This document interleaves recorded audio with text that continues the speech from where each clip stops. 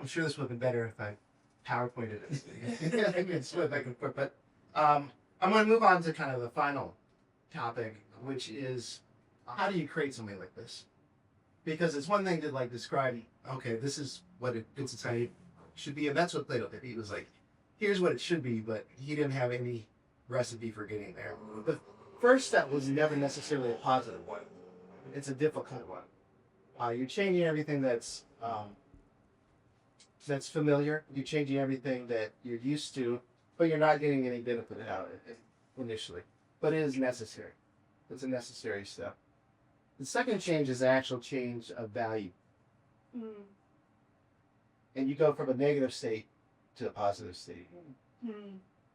And then from there, you go back, and it's a change of structure again. Like if you start at high structure, you return to a state of high structure. You turn to a state of high structure with things that have been changed at profound level. These are cycles I've been studying for a long time. I first kind of heard about them in an educational context. The theory that I was supposed to was this idea that if you have a school that things are in chaos, the first thing you do is you change the structure. You move to a very structured system with a lot of rules. And initially that doesn't solve the problem. It just makes people miserable because they have a lot of rules. But once the rules are in place, it kind of allows people to understand, they get past the chaos, and then they can gain an internal order. Mm-hmm. And eventually then you can lift the rules, lift the restrictions, and people can live in a state of freedom because they have this internal order. Another reconstructive cycle is the hero's journey. Hero's journey is a very famous set of stories, and it's the idea is that somebody starts on the ordinary world, they pass into this underworld where things are very different. Initially things are not good.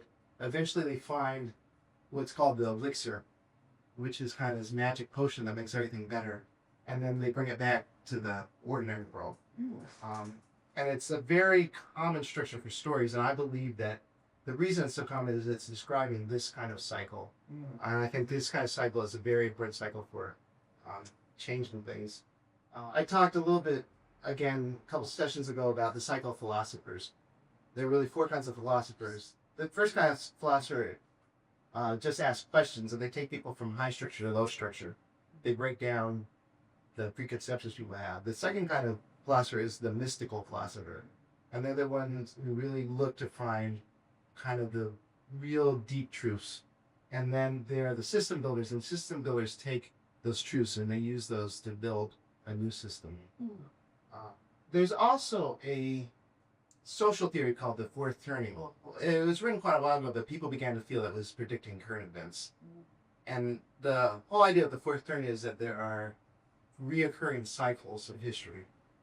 And that if you look at the course of history, you see certain patterns appear over and over again. And these patterns are this kind of cycle that there are times when things are very structured, and then that structure grows corrupted. That everything is broken down and it's really chaotic, and people are really uncomfortable. And then, kind of new truths are figured, and then people build the society back up. We are in this cycle. Now, what we're doing right now is we're moving from that structured state to that deconstructed state. And that it feels like these institutions are falling apart, and they are. They are being taken apart, but it's not necessarily a bad thing if we can capitalize on that. And that the important thing is that we need to think about moving out of this quadrant and into this quadrant. And to do that, we need to start building. For anybody who is kind of a natural philosopher, I'd say, somebody not necessarily who's been trained in it, but who's always had a passion for this, this is the time to start speaking out, because people are now ready to listen in a way that people were never ready to listen before. And that's the reason why I'm doing these talks at this time. When things are going well, when things are structured, people are not looking to tear that apart. But when things are being torn apart, people are looking for answers. So I think this really is the moment to start rebuilding and building better. And really all that's needed is leadership. What we're seeing in the country right now is a crisis of leadership. And anybody who can provide real leadership is going to be listened to at this point, because people cannot deal without leadership. It will be easy to get people to listen if you have something worthwhile to tell them. and that people will follow if you are ready to lead them somewhere that makes sense. When I was in my mid-20s, I went through a really lonely period of my life.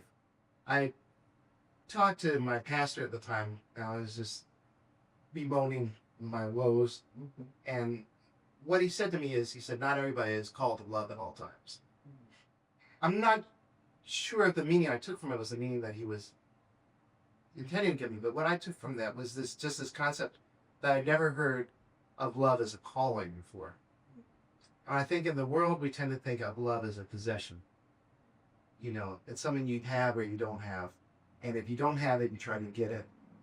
And it's something that you own. And if you don't have love, you feel impoverished. You feel like something's been taken from you. You feel something's been stolen from you. And what I really heard in this was that love is not a possession. Love is a mission. That's a mission to be loving. And whether that's a romantic relationship, whether that's a friendship, whether that's just general love to society, it's a mission. It's a mission to love. And I think leadership is also, it's a gift and not a possession. A lot of times we think of leadership as like, how do I make people listen to me? How do I make people follow me? How do I make people do what I want them to do? But if you're really providing leadership, that's a gift to people. People are going to respond to it.